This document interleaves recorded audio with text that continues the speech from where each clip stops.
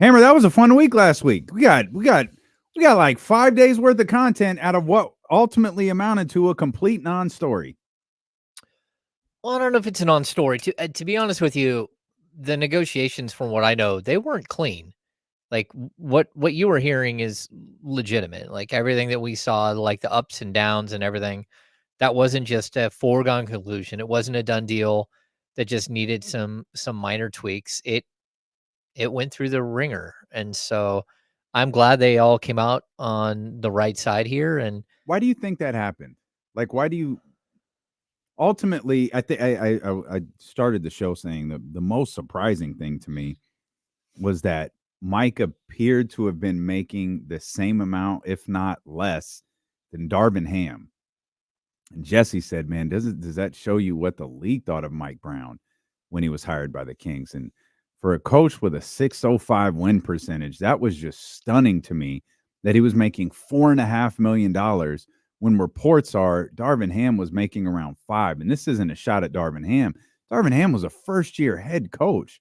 Mike Brown was not only a well established coach, but in the trees that he worked with, they were the pop and cur trees. Like I found that absolutely stunning, but there's nothing crazy in these contracts. So it surprises me to hear that it was so it might have been a little bit more difficult than we anticipated. yeah, I think a little bit of it is that, again, when you don't make the playoffs, when you make it 1 year and then you don't make it, I think there was some angst behind the scene. Doubt?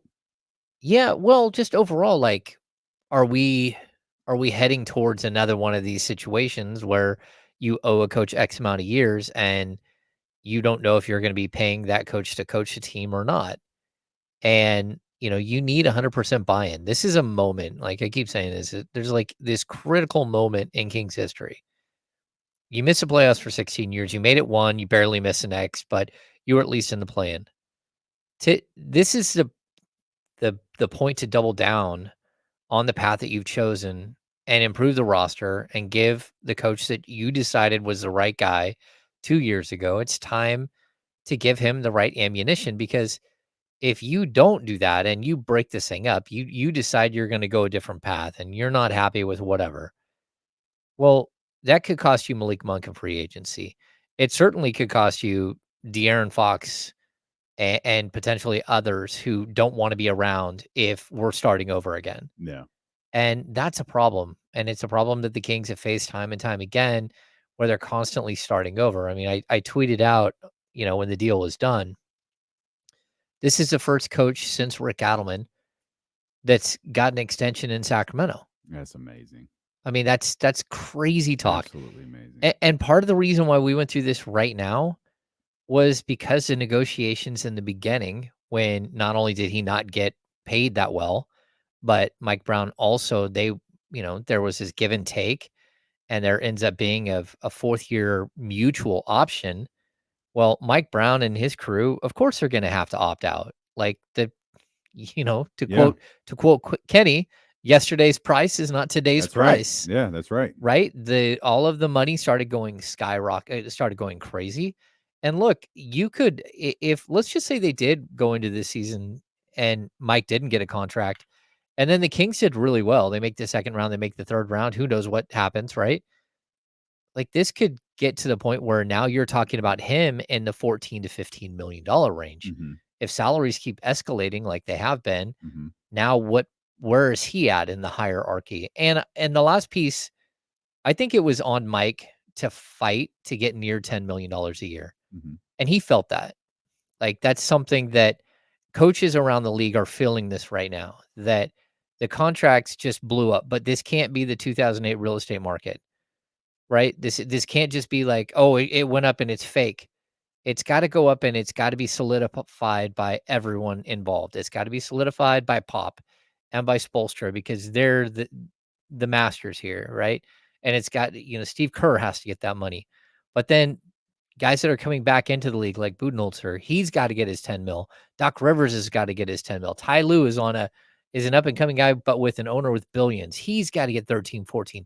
It's on these guys not to just try to like steal every penny possible, but it's to solidify that this is the new normal for NBA head coaches, especially with the television money coming in. And so, like, look, I think that I don't think it got contentious as much as it got just kind of sideways a couple of times. And I'm glad it's over. I'm glad that Mike Brown is the new head, well, is the head coach Mhm. for the foreseeable future. Because not because I'm like the biggest Mike Brown fan ever. Like I get along with almost every head coach his team's ever had.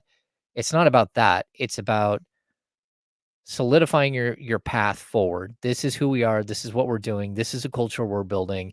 This is a guy who already proved that he can build a culture. He already proved he can win. Let's build on something as opposed to deconstructing again and starting from, a new beginning one more time, which is just it's already too many. You talk about Hammer, the change in coaching contracts. One thing that we learned during our exhaustive study of um, coaching contracts over the last week or so is the market, and it speaks to what you just said there, how Mike felt like it was important for him to get close to this number. How, Tom Thibodeau, he's got a contract extension that's on the way. He's going to be fighting a similar battle. The market for coaches, despite the fact that we've seen this massive shift in player salaries, hasn't changed much in like at least a decade, maybe more. Yeah. Where you look up coaches, we looked at Dwayne Casey. This was 2019. He was in the area of 6 million. We went back a little further. I think we found maybe it was I can't remember. I can't remember which one it was, but it was, I think, in the 2016 time where it was like 5 or 6 million. And it's like, oh, I guess that's just what coaches make in the league, and that doesn't change. And this is the first time where, and maybe it started with that Monty Williams contract, where it's like, okay, Detroit went all in to get Monty Williams. They needed desperately to get the coach that they wanted and to build around. Like, it's fine. You can call that an outlier if you want to, but this isn't the Deshaun Watson quarterback deal. This was other coaching agents going, well, if Monty got this, Pop has won 5 titles, and he's a part of every decision that's made here in San Antonio. He needs to make this. Steve Kerr's won 4 NBA championships. Hmm. He needs to make this. And now, hey, Ty Lue's an NBA champion. He needs to make this. Mike Budenholzer, he's an NBA champion. He needs to make this. And now you're creating this shift where contracts are changing for the first time. And the running joke here on the show is JJ has the opportunity to do that for first-year head coaches, because I don't think JJ is getting paid $4.5 million to coach the Los Angeles Lakers if he winds up coaching the Los Angeles Lakers.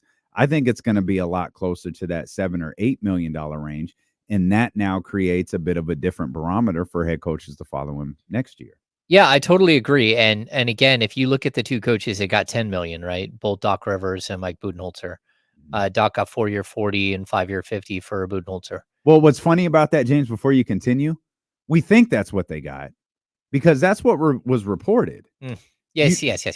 And it's like this whole Twitter saga didn't benefit anybody as it pertains to the Mike Brown negotiation thing, because if none of that other stuff happened and Woj just tweets Mike Brown signs 3-year, $30 million extension, boom, everybody's happy, because that's what's happened with Doc. That's what happened with Mike. We don't know if Mike Budenholzer has to win 60 games to get to $10 million. No, it's very true. And it's just so bizarre that we know that as it pertains to Mike. Like, Mike Brown might be the only coach in the entire league that we know has incentives, because no other coach is reported that way. Yeah, but I also I understand your point there, but I'd also say that, again, if you're going to take all of these little pieces of the puzzle and use them against somebody or for somebody, the fact that Mike Brown has a 605 win percentage and Mike Budenholzer is a 604, 607 versus 604, whatever it is, right? But Mike Brown doesn't have the championships. He has got to the finals, but he hasn't won one. So it does make sense to make him like at the 10 million mark, but in order to get to the 10 million, I don't know what the incentives are either. Like whether it's, You 200. might have to win a championship. Yeah, it could be like it could be something like 250,000 to make the playoffs, Mm, 250,000 to make second round, 500,000 if you win at like the NBA championship, 500,000 if you win coach of the year. I don't know what it is, but you can understand that there's probably some sort of tiered system here behind the scenes, sure. but that makes sense because if you do want to put a knock on somebody and say he hasn't won a chip, it's like, okay, well, incentivize that. Hmm. That makes sense to me. So, yeah, I think it's interesting. I don't know that we know all the finer nuances of the contract at all. Sure. We just know that it's 3 years, and for me, from what I know, it's 8.5, 8.5, 8.5 with incentives in each year. So, I think it's good that the thing got done. Mike Brown has not proven yet that he's not the right coach for the job. He's still the right man for the job as of today. Now, a year from now, 2 years from now, we might not feel that way. Like, I don't know. But for right now, like, it just felt like a moment in time where if you don't push forward and if you leave a distraction out there all the way through the season, then like, why? Yeah. What are we doing here? Especially with the influx of cash that's coming from the new television deal in a year and a half or 2 years, whatever it is. Like, that's going to be so much money for everybody involved that why are you not paying a coach? Because you're gonna have to. That's gonna be the new market value is get like the base for like a first time head coach is probably gonna be like 6, $7 million. So why are we like fighting over a couple of $1 million in the grand scheme of things? And even like someone brought up the other day, like, well, maybe Vivek's just saving his money to buy the A's. It's like, man, that's a $1.5 billion deal if you somehow buy the A's. We're not worried about 2 or 3 million bucks in the grand scheme of things Yeah. in that situation. You have to be budget conscious, but I'd also say lastly that like I don't know what Jordy Fernandez was making, but Jordy Fernandez was not just a lead assistant, he was an associate head coach for the Hmm. Kings. He walked away, and I guarantee you Luke Laux didn't just get his money. Like the hierarchy of the Kings assistant coaches, I don't know what they are exactly as far as like who gets paid what, but I'm going to guarantee you that the money that Jordy Fernandez made isn't being spent on another assistant like that right now because that's not what they're doing. They promoted from within, and Luke he probably got a bump, but not like a Jordy bump because Jordy was an associate head coach as well. So again, like in the coaching budget, if you're looking at some giant spreadsheet with all of the things, there was probably some play there anyways where you could go up without even like really hitting the bottom line. This is just I got the Kings beat pulled up in front of me, and shout out to Brendan. It looks like he's been hitting the bicep curls pretty tough. After 2 seasons with the Kings, Brown has 2 of the team's 10 total 500 plus seasons. Yep. Rick Adelman has the other 8. Yeah. Goodness gracious, Well, that man. and we went through. Goodness gracious. He's right behind Dave Yeager for third place of the most wins in Kings history.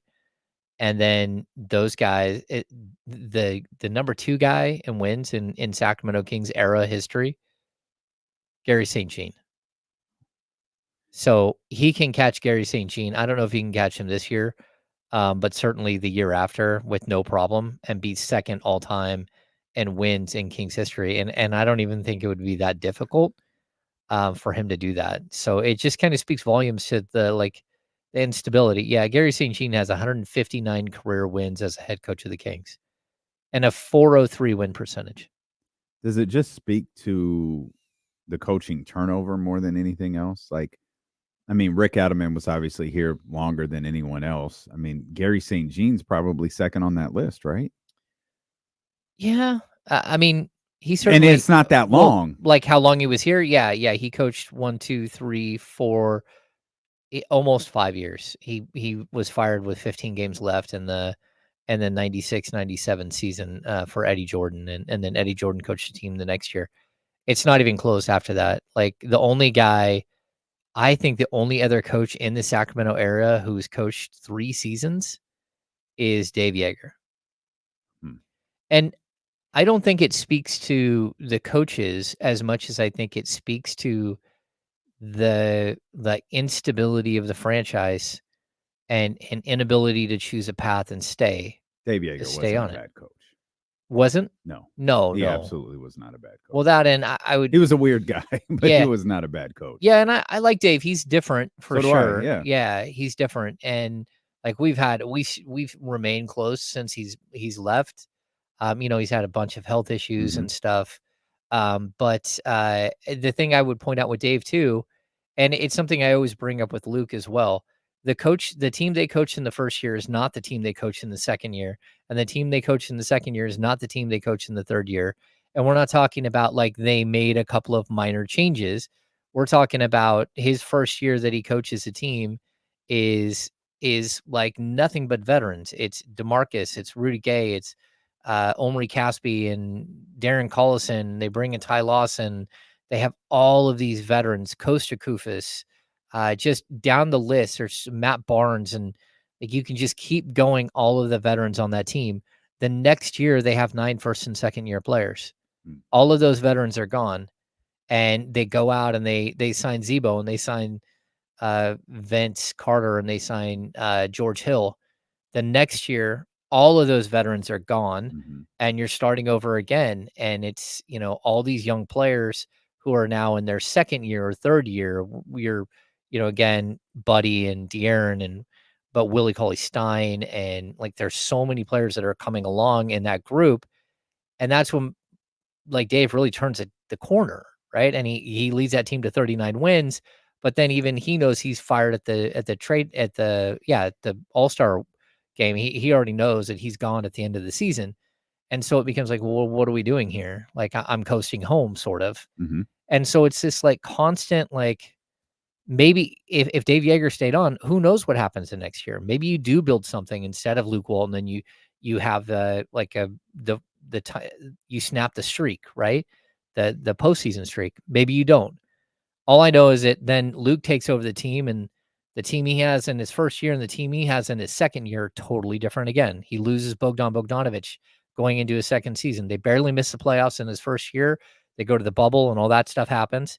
The next year, they lose Bogdan, they lose Alex Len, they lose Kent Bazemore, and they replace him with Hassan Whiteside and Glenn Robinson the third. Hmm. There's no way to expect a coach to be able to improve on the previous season when he doesn't have the same when his roster hasn't improved. And that's just where it really becomes difficult.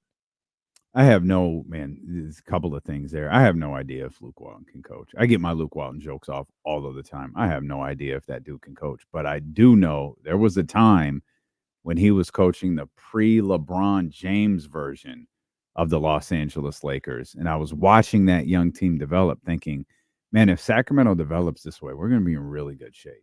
And this was when Luke Walton wasn't here. This is when Dave Yeager was here.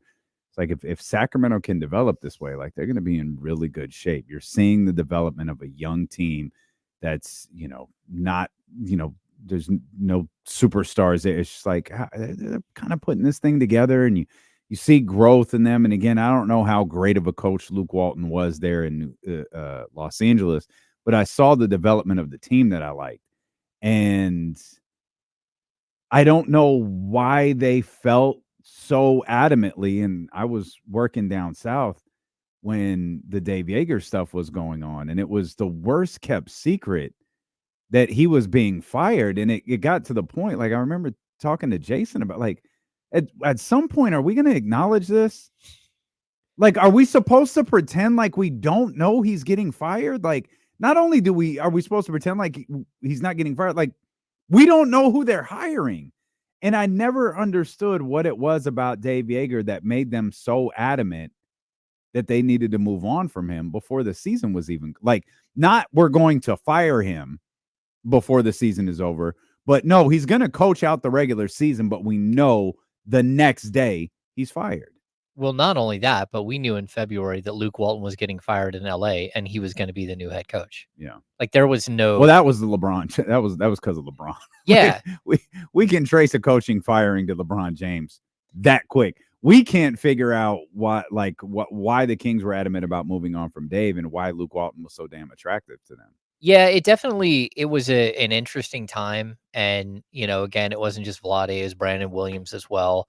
There was some, like, definite disagreements behind the scenes between those 2, Hard to believe. and, just some really, really odd things that went on that whole season.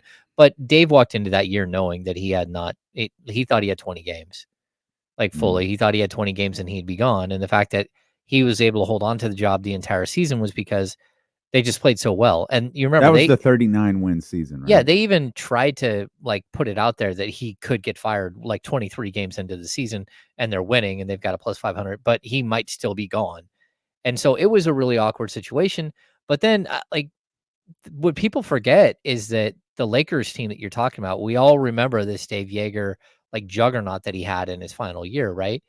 And, like, the fastest team that you can ever possibly imagine. Go back and look, the Lakers under Luke Walton finished above them in pace. The Mm. Lakers were the fastest team with Lonzo and with that young core. Like, they were the fastest team in the league, and so it actually looked like you were going from a coach that was doing his best to push the tempo and to morph himself into something else to a coach that was who he was. He was this fast-paced freestyle guy who had done really well as an assistant in Golden State, and then who had that team, that Lakers team playing really well until LeBron got hurt that year. Mhm. And so it wasn't that big of a stretch to understand why Luke Walton made sense. Plus his relationship with Vlade and all that was like it stuck out as like a huge reason why Warriors they went that ties, I'm direction. sure, helped. Yeah. Yeah. Um, yeah, when you know where I really give Dave credit was he that 39 win fast paced season where they got some nice acknowledgement from Dwayne Wade and Greg Popovich and different guys throughout the season is I think it was Dave who was like, yes, it's not how we're going to win games all year. Like we've got to get better defensively. There are things that we have to do defensively because a lot of this is going to be fool's gold if we can't do things on the defensive end. It's just going it's only going to get us so far. And he was right. Like I think he was saying that to try to get these guys to do some other things on the defensive end, and it didn't work. But he was 100% right. That whole thing was fool's gold because they essentially ran out of gas. They couldn't get up the floor, and the book was kind of out on them as to what they were going to do, and it stopped working. Yeah, definitely. They they were very one-dimensional, Mm-hmm. and not only that, but Dave knew the whole time it was smoke and mirrors, and he kept saying, like, "It's smoke and mirrors, but I'm doing what I can to keep morale up while we teach the guys how to play basketball." He's like, "Because getting kicked in the teeth every single night is really difficult, especially if you go into a second season. Because the year before, they got punted, right? So they're 27 and 55 in Dave's second season. The year before is mid-season where they trade DeMarcus, where Rudy, blew his Achilles, where Omri Caspi gets waived, or traded. He was thrown in, I believe, on the DeMarcus trade, and then Matt Barnes was waived all in that same season. So they went from a team that looked like a playoff team to a team that they're like, okay, where they were so close to the playoffs when at the All-Star break when they traded DeMarcus. And then they're like, look, we're not really a legitimate playoff team. We're going to get thumped in the second half. They cut their losses. They traded everybody. They brought in picks. They brought in Buddy in the DeMarcus trade and all that. And they were starting over. But what Dave was taxed with in that second season was taking again, you gotta remember that the year before the De'Aaron Fox draft, so the De'Aaron Fox draft, they have number 5, they have number 15 and number 20, which is Justin Jackson and Harry Giles. They also had the second pick in the second round, which was Frank Mason, and they bring Bogdan Bogdanovic over from overseas, so they have 5 rookies. The year before, Yorgos Papagiannis at 13, Oh, Malachi Richardson at 22, not Scala better. BCA at 28, and you traded for the number 6 pick in the draft, which was Buddy Hield. So you had 9 first and second year players adding on the year before you drafted Willie. So really, your core is like 10 dudes. It's just so hard to teach those kids how to play. And so Dave was trying to again, develop players, and in year 1, they got thumped every night. They win 27 games, but they're lucky to do that. Year 2, that's when they start to really, like, ascend, but at the same time, it was like, "Hey, we're doing smoke and mirrors here to try to win as many games as possible, because if not, if we don't win games, the morale is gonna be so bad that teaching these kids is gonna be really difficult." So, like, again, it's a lot of weird revisionist history, well, a lot of weird, like, history, and I know it gets looked at a bunch of different ways, but, like, when you walk through it and you lived it, you understood what they were trying to do, but that doesn't change the fact that, like, starts and stops and starts and stops and changing directions, and it's really hard because everyone falls in love with the wins like this season, but it's just not linear. It never is, and you gotta hope that you keep improving. And these young teams, you just listed like 10 first or second year players at that time, and one of them is here. 1. And how many of them are even in the league? Man, I was thinking, I was trying to think of that as you were talking, but I was getting like, I was distracting myself. Like, if I keep trying to figure this out, because I ended at Shavano. Harry was in the league this Harry year, was in the league. a Yeah, yeah, yeah. and Justin That's right. Jackson is actually on the end of the Minnesota bench, if I'm not mistaken. Okay. So that's it. Okay. Willie's gone, Scal's gone. Oh, and Bogdan. Oh, Bogey. Yeah, of Yeah, yeah. course. Of course. But that again, we're talking about 10 players. Do we just get to 5 of the 10 and 2 of those are total fringe? And Bogey was a pro. Yeah, Like, yeah. yeah, He he he'd already was a been a little pro bit for, different. Yeah. like, 8 years, 9 years when he came over. We'll come back. James is going to spend a few more minutes with us. It's Steele and Casey, brought to you by Sky River Casino and Sacramento Sports Leader, ESPN 1320.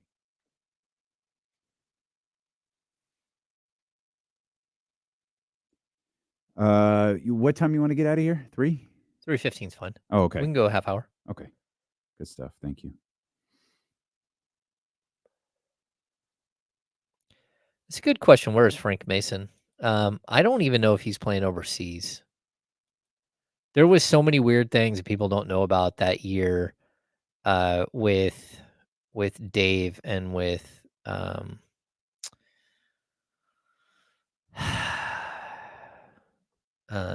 why am I drawing a blank? Brandon Williams. Some crazy things happened behind the scenes. Even, like, things happened in the family room that got out of control with kids and stuff. It was like there was all kinds of weirdness going on the whole time. I remember Dave. I was the only one there. Uh, oh, I was the only one there one day for shoot around, and that's a day I walk in and everything is quiet, and the whole thing is a mess. And that's the day that Dave kicked Brandon Williams out of shoot around. Mm-hmm. And Dave kept saying, like after the Yahoo report came out, Dave kept saying, "I got a cobra in the house, and I got to be the mongoose." He kept Oh, saying it. He was heated, and he said, "My dad told me you got a cobra in the house. You got to be the mongoose." It was some crazy stuff. We're not talking about like this was like, "Hey, please don't come in here. You're not allowed in here." nope. No, this was some Get bare the knuckle F stuff. out. Yeah, Yeah. some bare knuckle stuff going on. Yeah, that was a bizarre. That was bizarre. Yeah, I'm gonna take the Soul Shine band. Patrick Williams wants 25 to 30 million a year. That's why no one wanted to trade besides the injuries. Like he wants a lot of money. And and this the reason why Justin Jackson stays in the league is because he's good people. And he does a lot of work off the court. He's a good dude with a good heart. That's good stuff. Ambivalent to basketball. Well, I don't say ambivalent to basketball. Ambivalent to winning. Sometimes it felt like not really understanding, but a good dude and good people. I mean, he set up. He's big into supporting like Down syndrome causes, and he set up like the home here in Sacramento for like a place where Down syndrome kids can go to camp and stuff. Very good. Yeah, he's a good dude. Justin Jackson.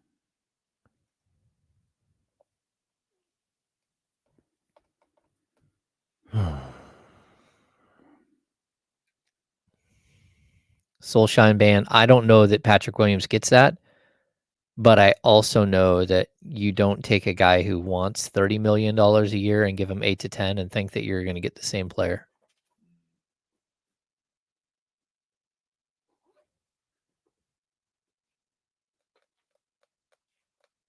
Yeah, Soren, that was a weird one to live through. A weird one to live through. And the year before, Jaeger had a lot of personal issues the year before, which I'm not going to get into, but like there was a lot going on there. And I thought his revitalization in his final year was so refreshing. And what he did with that team was so refreshing, and how good they were was fun. And his guys were great dudes. Elson Turner, Dwayne Tickner, Big Bob Thornton, Jason March. Like he had a really good group of dudes around him who were all about teaching. Our man Ben has checked in. He said he loved all of the Bad Boys movies. So we're good.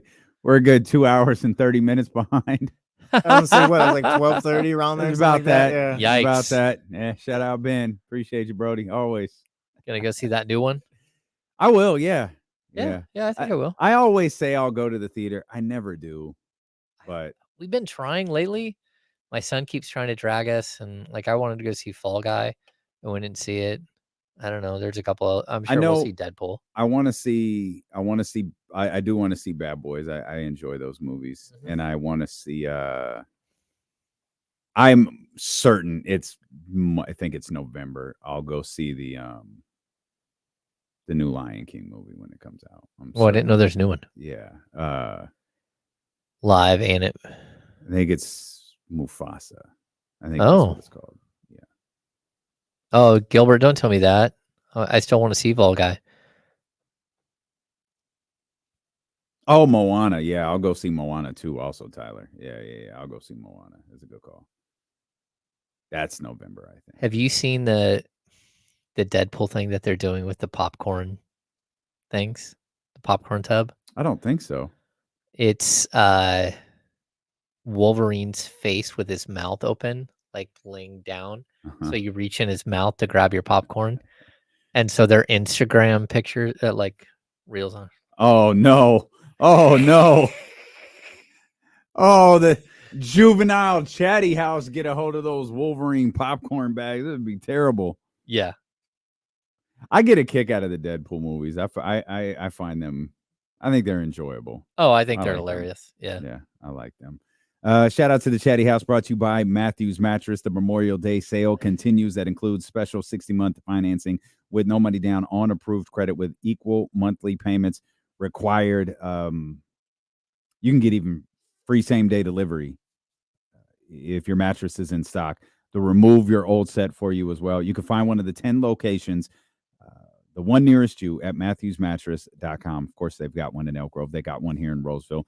They got a clearance center on Arden and Howe. Chances are they have a Matthews mattress very near you, and their wonderful staff will be there to help you out. Just as James Ham is being kind enough to hang out with me, joining me a little bit early today, despite the fact he's got some business to attend to later on in the 3 o'clock hour. So happy to have James with us as we put the Mike Brown portion of the offseason behind us. And now, James, we can get back to panicking over Malik Monk and creating fake trade proposals. I tuned in as soon as I got in the car. You guys were talking about Brandon Ingram, and I thought, back to normal. And we're back. And we're back, baby. Yeah. Well, I mean, I think this was a key thing, though. Absolutely. Like, I think initially when we walked into the offseason and we all thought that he had a 4-year deal, like it was no big deal. It was like, okay, look, you just get straight into all this. But then all of a sudden, when you start to figure out that not only that there was a mutual option for year 4 and that mutual option wasn't exercised, Then it becomes. When was that discovered? I don't know. I don't know Was the it? It was exact date. during. I mean, was it during the season or at the end? I think it's at the end. Yeah. Yeah, I think so too. So, but for good reason. I mean, coaching salaries have gone through the roof, so it Mhm. makes sense. Mhm. But once that was like, uh-oh, Mike Brown's not under contract after next year, that became like an issue that you have to, in order to move forward, you have to make sure that the path is like we're all moving forward together, right? And again, if you want to have a player commit to a 2 or a 3 or a 4-year deal like Malik Monk, he should probably know who his head coach is going to be after year 1. And what you don't want to do is have the drama and the distraction midway through the year. Like, will he get his job? Will he get picked up? Will he not? Um, is this going to be one of those things where, look, you walk into a year and just say he had a great year? We talked about this with Monty McNair like a year and a half ago, right? What if they win? What if everything goes well? And Mike goes, look, you don't want to commit to me, and 3 other teams are interested in my services this offseason. And now you're starting over in a totally different way.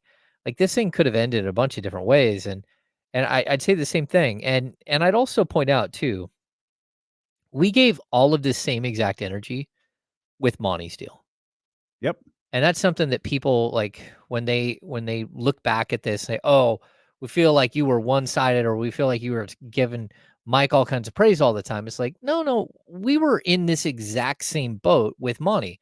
I don't know if he's a great GM or not, but what I do know, if he's going to be the guy who's making massive decisions that could impact your entire franchise for a decade, then I want him to be under contract. And I don't want him to make deals to make deals. I want him to make deals because it's the right thing for building a program. And we gave this same exact energy. And so I think it's like, it makes sense that you're moving forward with Mike, you're moving forward with Monty. This is a group, because that's the continuity that you keep preaching on the court, is a continuity you need off the court. And I think it's a good thing that we're seeing all this kind of play out. Do these deals line up again? I don't know. With one We don't know year- Monty's deal. We don't. Oh, we don't. No, I could have told you, like, I'm never, like, what I knew about how much Monty was making going into that year. Like, that's not something I'm going to discuss. But like, they were doing this thing on a shoestring budget. Like, this is Europe with a backpack here. This isn't. We're not staying in the Ritz-Carlton here. That National Lampoon's European Vacation. Exactly. Wow. Look, Yeah. kids, Big Ben. Look, kids, Big Ben. It's the only scene I know. Look, kids, Big Ben. Oh no, you don't remember some of the other scenes? There's some good scenes. Well, in that yeah, one. okay, I remember one. Oktoberfest, maybe. There's one scene. There's one scene young D'Lo has recollection of. Yeah, that's good that's stuff. tremendous. That's tremendous. Yeah, it feels like everything is complicated, but Yeah. it's done. Monty's here, Mike is here, and well, let's make sure Malik is here and kind of go from there. At least that's where I'd like to start from. And now James, I brought this up earlier, and this is gonna, as you well know, intensify as we get closer and closer to the Wednesday and Thursday of the draft near the end of the month. You read all sorts of stuff right now. Everybody is positioning and posturing and try to put themselves in the best position imaginable. So you read things about, the Pelicans' reluctance on offering Brandon Ingram a max contract extension. You're reading things about Zach LaVine and his price tag. You're reading things about Kyle Kuzma. You're reading things about different players across the league and what they want and what their teams want and all of this stuff. And I wonder how much the discourse around the draft is going to start to change. I mean, one thing, this is a bad draft, not something really people want to be a part of. I wonder how much of that changes, because I don't know that the idea of not being number 1 or 2 or 3 is really going to change, but the idea of being 3, 4, 5, maybe up to 13, 14, 15, maybe the idea around that, maybe the conversation around that starts to shift. I think TC called us earlier and said he was listening to Locked On Wizards and how, like, they want to accumulate draft picks, getting up around that, getting to where at 13 where Sacramento isn't a bad look for them. And I wonder as we get closer, whether genuine or not, how much discourse around this draft starts to change as teams start to position themselves. Yeah, I think that this is very similar to like the 2013 draft. And it's very like every couple of years there is a draft like this where you're very leery about the top end of the draft, where there isn't a bona fide star that you like a guaranteed star. And I don't think there really are guaranteed stars because I mean look over the last like 5 or 6 years, one of the biggest names ever is Cade Cunningham. And I don't think Cade's lived up to like any of that billing as of yet. He still has an opportunity to, but that's what I mean. Like we don't really know. You can project and think that someone's going to be huge, and then have them not ever materialize and be the player that you thought they would be. Like I mean, I think the jury's still out on, say, from a couple of years ago, like Jabari Smith Jr. Like what is he going to be? And that I think the jury's still out on Jaden Ivey. I think everyone knows that Keegan's going to be a solid NBA player. Chet, and with potential to be more, Chet is going to be like probably a defensive stopper for the rest of his career, and everyone's going to really like him as a player. And Paolo, of course, is like star. But go back to the De'Aaron Fox draft. First pick in that draft is Markelle Fultz. The second pick is Big Baller Brand. Lonzo. Lonzo. The third pick is Jason Tatum. The fourth pick in that draft, right before, is Josh Jackson. And so that's like the draft is a total crapshoot. But this draft in particular, I think the top end it's just not guaranteed to be anything other than rotational players that you hope will be rotational players. There might be a player or two that steps up and is better than we think, but the top pick in this draft is making, I think it's $12 million in year one. The second pick is making 11. Third is making 10. Fourth is making 9. Like that's so much money. But is it? It is because you have players out there that are going to be way more valuable than these players the first 3 years of their career who are making $3 or $4 million a year. So even the number 13 pick in this year's draft, it's $5 million. Like that's where we're at with draft picks. And if you're looking at your salary and you're at 151 million and you're going to sign Malik Monk, hopefully, and that'll put you up to 168 point something million. And all of a sudden you have your draft pick at 5 million, you're over the luxury tax. It like happened that quick. You're like, well, what just happened? And that's not a good position to be in. And that's where, like, look, I think the Kings are going to get really open at number 13. And I think more than anything else, there's going to be a cost to value evaluation in this draft, right? At what point are you getting potentially the right player at the right cost?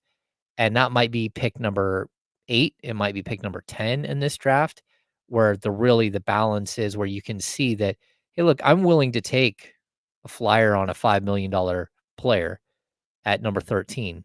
But am I really willing to take a flyer on a $10 million player at number 4?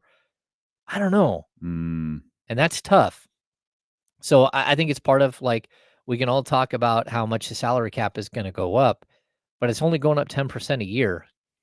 And those are big dollar contracts. I mean, we're talking an $11 million contract, or like the number one pick in this draft is probably like 8% of the cap.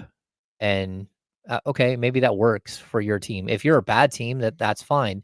But if you're a good team, some of these picks are a little risky as far as the sort of value that you're getting for them. I forgot who has the number 1 pick. Oh, who does have the number 1 I pick? have no idea. Y'all have the draft has been trash. Is it Atlanta? Do the Hawks have it? The Hawks have it. Yes, the Hawks. Ugh. Well, you look at teams like so you have Atlanta here, Washington, Rockets, Houston, San Antonio. Those teams have cap space. Like they're probably not concerned about.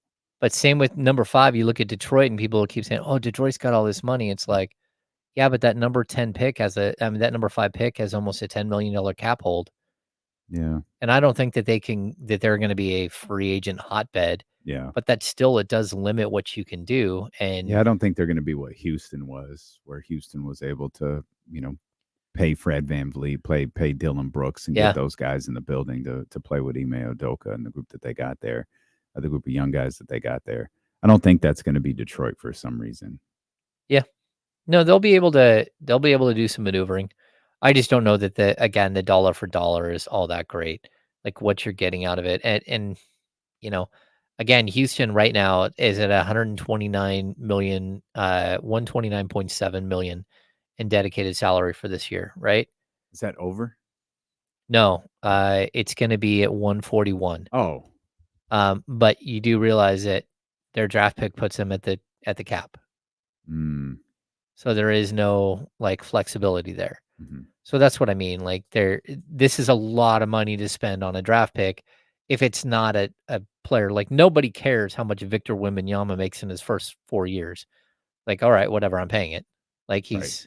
and we know that he's It's gonna a make bargain. Yeah. he's gonna make $1 billion in his career at a minimum. The Riverwalk has probably paid for Wemby's salary this first year. Yeah, The yeah. increased traffic on the Riverwalk. They might just have to give him like the Alamo just to, like keep him around. But it's going to like he's going to make so much money in the span of his career. You're not worried about stuff like this. But when the Mhm. player isn't guaranteed to be a great player, that's a lot of money. If you're out on the open market and you're trying to gauge like how much you're going to give a player who at least has some track record, these kids have no track record, and some of them haven't even played that much. Mhm. So you're extending a lot. An $11 million or $12 million salary is a lot of money to put out there for somebody who has no track record. And all the more reason to wonder how or if the discourse around this draft changes. Yeah. And how much movement there is in the days headed into the draft.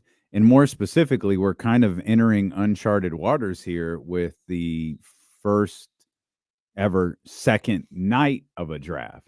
For those that didn't take the time, and I don't believe you, to read why there's a second night of the draft, the overwhelming response was, and I think this is while I believe it's genuine, I do believe there is probably a little bit of bullcrap involved in this. It's like, hey, we can get another TV night. We can do what the NFL does, and we can, own TV for another night. But the clock is too quick in the second round, and they can't really execute the way that they want to.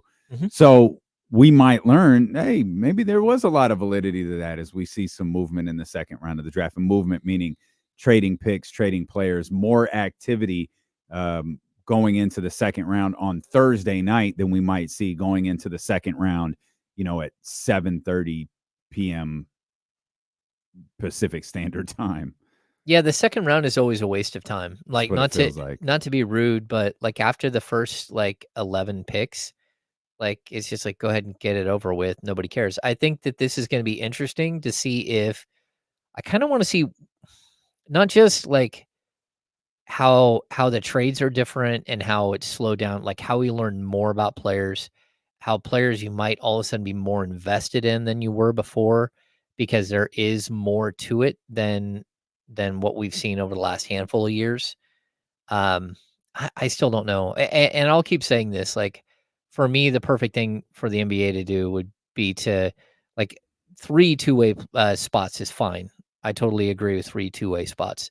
But I would also increase the draft to a third round, and make the day 2 a 2-round draft. And I would also bolster the G League rosters up to I think they're at 10, but like something like 12 to 15. And then I would create 2 like super two-ways where you can pull up veterans that are in the G League and you can give them the equivalent of a 10-day contract, but they can bounce back and forth between the main roster and the G League roster, just like you do with two-ways. Should there be a limit on those vets? Like, because I know you've been adamant for a while that the NBA uses. You feel like the G the League G League is not way. a true developmental league, and part of that is, and we saw Stockton do it, where they wound up acquiring a lot of veteran players, Yeah. Rather than developmental players. Should there be a cap on the number of veteran players that a G League team has? Would that help? Well, I think it would help if you just expanded the roster Mhm. because then you could still have your young players and your veteran players. And it's just like what I was talking about with the Dave Yeager years. Like, you can't expect 9 or 10 young players who don't have any experience to have find success. So if you do the same thing in the G League, like having 27, 28, 29-year-olds in the G League is a good thing because they're acting as veterans for all these young players that you're bringing in. And young players that can be all the way from 18 to 22, 23 that you're trying to develop at the same time. It's really tough for a coaching staff who doesn't have like a 9-man or 10 or 12-man coaching staff. You're talking like a head coach and like 2 or 3 assistants. Like, it's a very small group, and now they're taxed with trying to develop this team.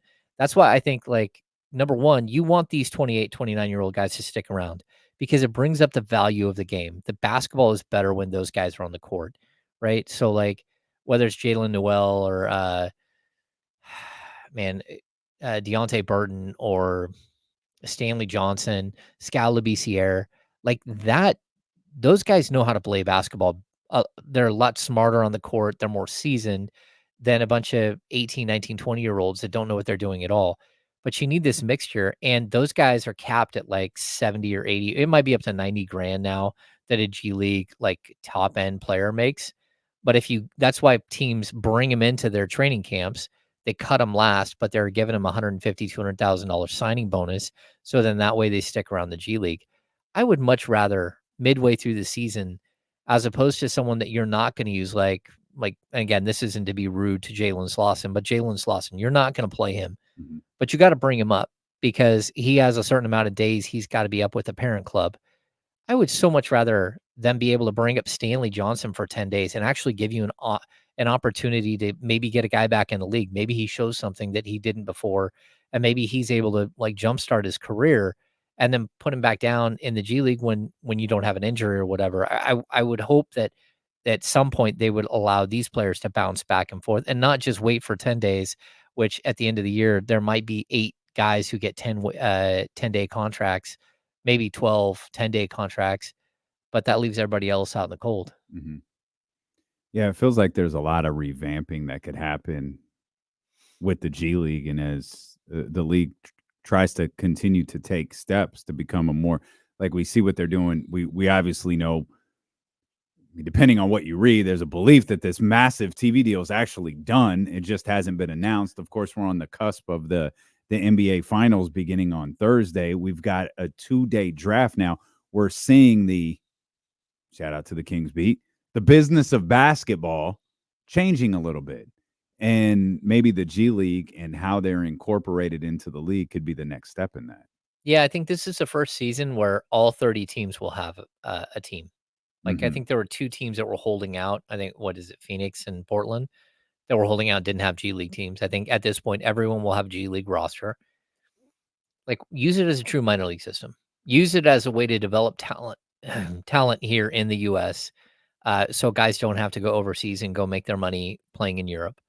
It just makes more sense. Like, if you want to, broaden the talent base, if you want to improve the overall value, not just of your parent clubs, but of the G League itself, to have a better product on the floor, that you would try to maximize these things. And again, I think it's not a hugely profitable thing. So that's one of the reasons why we're seeing sort of this momentary weight on this stuff. But neither is single A baseball, double A baseball, triple A baseball. Not all of these like levels make money for anybody. So you're just trying to sustain basically. And so I would like to see them figure out a way for it to be more of, again, if a guy needs 3 games for a rehab assignment to get through, to get healthy after a knee injury, you can send him down to the G League. And one night he plays, 2 5-minute halves, and the second night he plays, 14 minutes total. And you build a guy up that way. And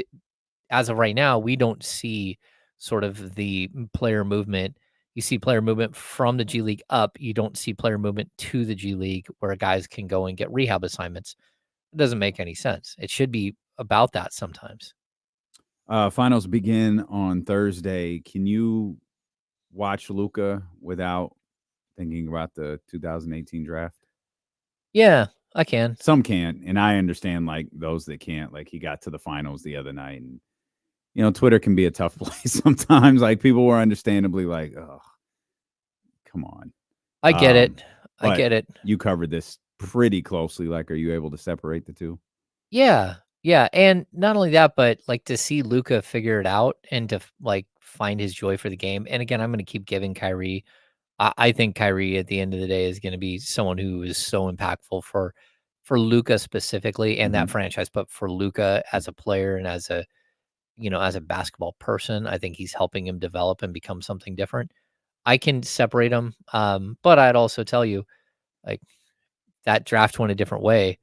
Dave Yeager probably gets his extension, and we're not talking about Mike Brown as the first head coach to get an extension since Rick Adelman. Yeah. It's you talked about domino effects earlier. Yeah, it's an interesting domino effect should Yeah, the Sacramento Kings draft Luka. But the one thing I'm always quick to point out is the organization was still the organization. Might not have worked. Like you could feel however you want to about Mark Cuban and the Dallas Mavericks, and the Dallas Mavericks were criticized. I think it was just 2 years ago when they went with Nico Harrison, and they were going with Luka's guys, and now you're looking at what is kind of the third incarnation of the Dallas Mavericks going to the NBA Finals. It's definitely the second. I think there was some difference between the two Dallas teams that took on Miami, the two different Miami teams, but that Mavericks organization deserves credit. Mark Cuban I love listening to Mark Cuban talk about Kyrie Irving and why things have worked with him this year. It's one time where I've listened to Mark Cuban and go, man, he seems to like really understand Kyrie Irving. Like I don't feel like Mark is talking and feeding me BS. Like I feel like he is just being genuine when he talks about what's working with Kyrie Irving. So it'll make for an interesting watch for sure with the Boston Celtics coming up on Thursday. James, appreciate you as always, man. I know you got to run. Thanks for stepping in for an hour to talk with Casey.